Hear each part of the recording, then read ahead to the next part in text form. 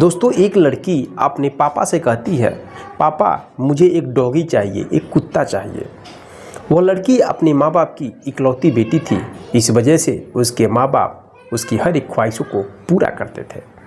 इस बार भी उस लड़की के पापा उसकी ख्वाहिश को पूरा करते हैं और जाते हैं मार्केट, एक डॉगी को खरीद कर लाकर अपनी बेटी को दे देते हैं। दोस्तों, वह कुत्ता उस लड़की के साथ काफ़ी घुल मिल जाता है और एक समय ऐसा आता है कि वह लड़की उस डॉगी के साथ शारीरिक संबंध बनाने लगती है। इसके बाद वह डॉगी कुछ ऐसा हरकत करता है उस लड़की के साथ कि जब इस बात की जानकारी सोशल मीडिया के माध्यम से लोगों को पता चलता है तो सबके रोंगटे खड़े हो जाते हैं। इसका वजह बस निकल कर आता है कि एक मोबाइल, उस मोबाइल के वजह से वह लड़की इस कदर उस हद तक पहुंच जाती है। चलिए जानते हैं विस्तार से इस कहानी के बारे में। नमस्कार दोस्तों, मैं हूं संतोष, आप सभी का स्वागत करता हूं अपने इस YouTube चैनल में। दोस्तों, आज की कहानी जम्मू की है। जम्मू में प्रेम नगर नाम की एक कॉलोनी थी। उस कॉलोनी में एक छोटा सा परिवार रहता है। उस परिवार में मुखिया जो होते हैं उनका नाम सुरेंद्र और मुखिया की पत्नी का नाम हेमलता था। इनकी एक बेटी थी जिनका नाम प्रिया था। तीनों लोग बहुत ही खुशीपूर्वक परिवार में रहते थे। माँ बाप का सपना था कि बेटी पढ़ लिख करके एक अच्छी नौकरी पा जाए, अधिकारी बन जाए। उसके जो पिता होते हैं एक ऑफिस में काम करते हैं और उसकी जो माँ होती है वह एक सरकारी टीचर थी। दोनों लोग अपने अपने काम पर निकल जाते थे और बेटी अपने स्कूल निकल जाती थी। बेटी क्लास 10 में पढ़ रही थी। उसकी उम्र मात्र 15 साल था। दोस्तों, एक दिन प्रिया अपने पापा से कहती है, पिताजी मुझे एक डॉगी चाहिए, मुझे एक डॉगी पालना है, मुझे बहुत अच्छा लगता है। उसके पिता अपनी लड़की की ख्वाहिश को पूरा करते हैं और एक कुत्ता खरीद कर लाकर अपनी बेटी को दे देते हैं। वह कुत्ता बहुत ही घुल मिल जाता है, प्रिया के साथ घूमने टहलने लगता है। एक दिन वह प्रिया अपने स्कूल जब जाती है तो उसकी सहेली कहती है कि मैं तुमको एक वेबसाइट बता रही हूँ, उस वेबसाइट पर बहुत अच्छी अच्छी मूवी है, उसको तुम देखोगी तुम्हें लगेगा हाँ क्या ज़िंदगी है, तुम्हारी ज़िंदगी बदल जाएगी। उसके बाद प्रिया सोचती है कि कौन सी ऐसी मूवी है जिसको देखने के बाद मेरी ज़िंदगी बदल जाएगी। दोस्तों, उस वेबसाइट को नोट करके घर पर आती है और घर पर खाना खाने के बाद और रात में पढ़ने बैठती है। पढ़ने के बाद दोस्तों उस वेबसाइट के जरिए अपने मोबाइल में उस वीडियो को देखने लगती है। जब वो वीडियो देखती है तो वो वीडियो टोटल गंदी फिल्म थी। उस गंदी फिल्म को देखते देखते उसको कई घंटे बीत जाते हैं और उसके अंदर अब उत्तेजना उत्पन्न होने लगता है। दोस्तों, अगले दिन जब वो स्कूल जाती है तो अपनी सहेली से कहती है कि तुमने मुझे एक ऐसी वेबसाइट बताई जिसको देखने के बाद तुमने कही थी कि मेरी ज़िंदगी बदल जाएगी, लेकिन वो तो बहुत ही गंदी फिल्म थी। फिर उसकी सहेली कहती है, डेली अगर तुम देखोगी तो तुम्हें बहुत ही आनंद आएगा। दोस्तों, वह 16 साल की जो लड़की थी वह अब डेली धीरे धीरे उस वेबसाइट के जरिए उस वीडियो क्लिप को देखने लगती है। अब उसके अंदर हवस की आग जागने लगता है। इस वजह से वो मजबूर होकर अपनी सहेली से कहती है कि मेरे अंदर बहुत अजीब अजीब चेंजिंग हो रहा है और मेरी दोस्ती किसी लड़के से करा दो।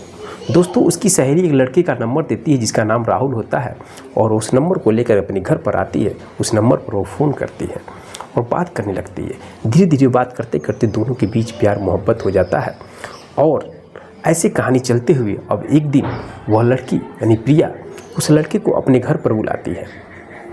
पहले वो प्लानिंग करती है कि मेरी तबीयत ख़राब है पापा, मैं स्कूल नहीं आज जाऊंगी। और उसके जो पिता है कहते हैं ठीक है बेटी, तुम दवा खा लो, तुम सो जाओ।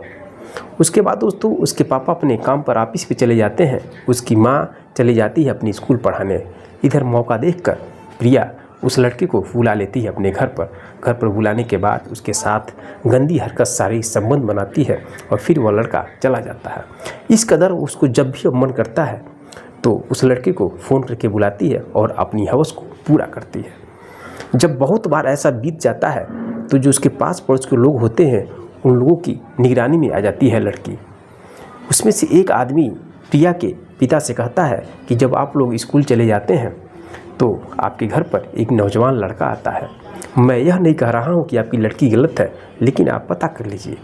उसके बाद दोस्तों प्रिया के पिता अपनी बेटी से पूछते हैं तो उसकी बेटी बड़े शानदार तरीके से सफाई देती है कि पिताजी ऐसी कोई बात नहीं है, आप मुझ पर विश्वास करिए, जो लोग भी कुछ देख रहे हैं वो लोग गलत बोल रहे हैं। इस तरह से बड़ी सफाई के साथ वो अपनी सफाई देती है और सफाई देने के बाद उन दोनों को विश्वास हो जाता है। प्रिया की मम्मी को तो विश्वास हो जाता है, लेकिन उसके पिता को विश्वास नहीं होता है। वो अंदर ही अंदर उसके मन में खटकने लगता है। और एक दिन प्लानिंग के अंतर्गत दोस्तों उसके मम्मी पापा निकलते हैं घर से पढ़ाने के लिए, और माँ पढ़ाने के लिए जाती है तो उसके पिता अपने ऑफिस में जाते हैं। लेकिन वो कुछ दूर जा कर के फिर वापस आकर के अपने पड़ोस के ही घर में रुक जाते हैं और वो इंतज़ार करते हैं। उसके कुछ समय के बाद दोस्तों प्रिया फ़ोन करके अपने उस बॉयफ्रेंड को बुलाती है और अपने रूम में घुसा लेती है। उसके माँ बाप देखते हैं और अंदर जाते हैं। अब दरवाज़ा खटखटाते हैं तो उनके होश उड़ जाते हैं। प्रिया जैसे ही दरवाज़ा खुलती है वैसे अपने माँ बाप को देखकर उसके शरीर कांपने लगता है, हिलने लगता है। वो हाथ जोड़ लेती है, पापा मुझे माफ़ कर दीजिए, बहुत बड़ी मुझसे गलती हो गई, आज के बाद मैं ऐसी गलती नहीं करूँगी। दोस्तों इतना प्रिया करती है और इतने में ही मौका पाकर जो राहुल है वहाँ से फरार हो जाता है। माँ बाप बेचारे लाचार, एक ही लड़की थी, बहुत दिल से प्यार करते थे, अब करें तो क्या करें। वो लोग यही समझकर अपनी लड़की को माफ़ कर देते हैं। मेरी लड़की अभी क्लास 10 में पढ़ रही है, अभी नाबालिग है और अभी उसको समझ नहीं आया हुआ है ज़िंदगी क्या चीज़ होती है। यह सोच करके वो लोग उसकी गलती को इग्नोर कर देते हैं और माफ़ कर देते हैं। इधर दोस्तों अब प्रिया रात में जैसे अकेले होती है तो मोबाइल के ज़रिए वह उस वीडियो क्लिप को फिर से दिखने लगती है और उसके अंदर की हवस जागने लगती है और वो परेशान हो जाती है। फिर उसे समझ में नहीं आता मैं करूँ तो क्या करूँ। वह जो उसके घर में जो कुत्ता था उसको लेकर सोती थी और उसके साथ भी कभी कभी शारीरिक संबंध बनाने लगती थी। दोस्तों लड़की मजबूर हो गई थी। फिर वो एक दिन अपने बॉयफ्रेंड को फ़ोन करती है और प्लान कर लेती है अपने माँ बाप को इस दुनिया से हटाने के लिए, ताकि वो अपनी हवस की इच्छा को पूरा कर सके।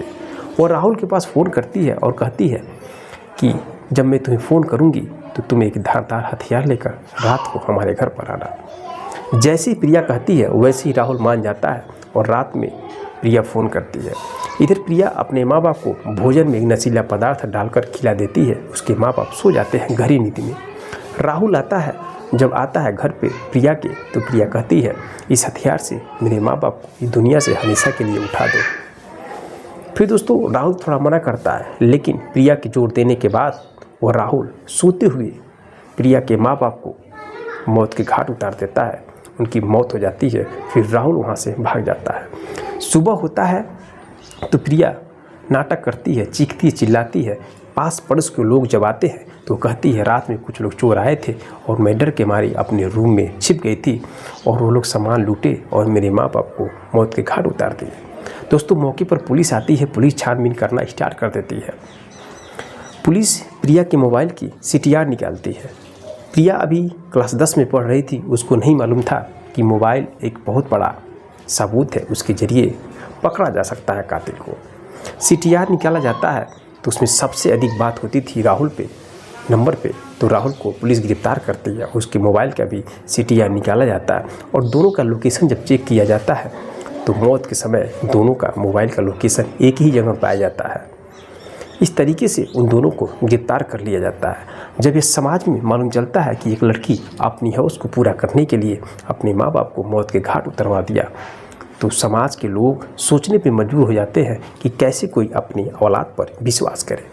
फिर दोस्तों दोनों को जेल के अंदर बंद कर दिया जाता है। इस कदर दोस्तों यह घटना जो घटित होती है एक मोबाइल के जरिए। समाज में सभी लोग अपने बच्चों को मोबाइल दे देते हैं, लेकिन वह माँ बाप और परिवार के लोग अपने बच्चों के मोबाइल की हिस्ट्री को नहीं चेक करते हैं कि मेरा बच्चा क्या देख रहा है, क्या पढ़ रहा है, क्या गंदी फिल्म देख रहा है या गेम खेल रहा है। दोस्तों आजकल समाज में बहुत तेज़ी से बच्चे बिगड़ रहे हैं मोबाइल की वजह से। मैं सच्ची घटना आपके सामने इसलिए लेकर आया हूँ ताकि आप सतर्क और जागरूक होकर अपने बच्चों को ध्यान दें। नहीं तो हो सके जो सच्ची घटना इस कहानी में घटित हुई है वही घटना आपके परिवार में न घटित हो जाए। इस वजह से दोस्तों ये सच्ची घटना आपके सामने लेकर आया हूँ। मेरे दोस्तों मिलते हैं नेक्स्ट वीडियो नेक्स्ट कहानी के साथ। तब तक के लिए जय हिंद, जय भारत।